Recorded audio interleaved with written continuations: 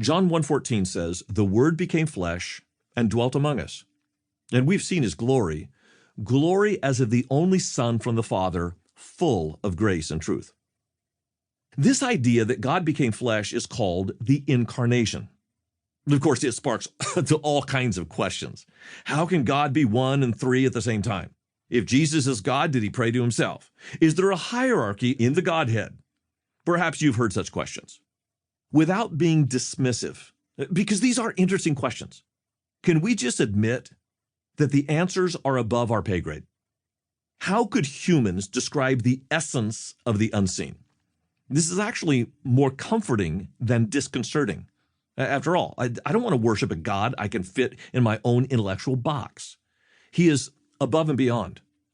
However frustrating that may be, it's comforting to know that the God I worship is beyond my capacity to comprehend.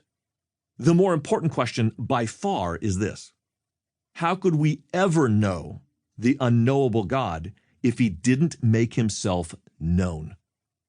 We can't take a shuttle to heaven.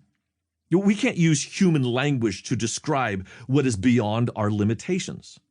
So, if God wanted us to know him, does it not make sense that he would come to us in a form we could recognize?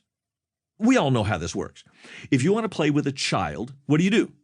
You get on the floor, look at her eye to eye, and use age-appropriate vocabulary. That's what God did in Jesus. Call it the incarnation if you like. I just call it considerate. He met us where we are.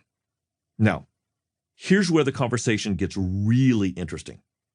If you made a list of all the things you know about God, then eliminated all the things that you know about him because you have seen Jesus, what kind of God would you be left with? My guess is this God would still be powerful, but not personal.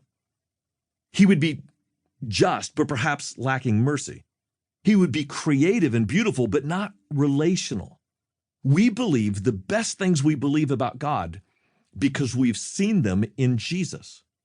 3 of these things are unique to Christianity. First, God is near. Many religions have deities, such as gods of water, wind, and fire, and are present but not personal. However, when a deity is personal, Yahweh or Allah, for example, that deity is viewed as distanced from humanity. He is in heaven, exalted, untouchable, and hence unknowable. Christianity is the only global religion where God is both personal and knowable. We are invited into a relationship with him. To this point, John 1:12 says, "To all who did receive him, who believe in his name, he gave the right to become children of God." This was a brand new idea in the Bible, that through Jesus we can pray to God as Father, even calling him Abba. Second, God is love. Oh, sure, some deities may have affection for their own adherents, but they hate the pagan and the infidel. Jesus, however, said, "Love your enemies and pray for those who persecute you." And he modeled that from the cross, saying, "Father, forgive them, for they know not what they do."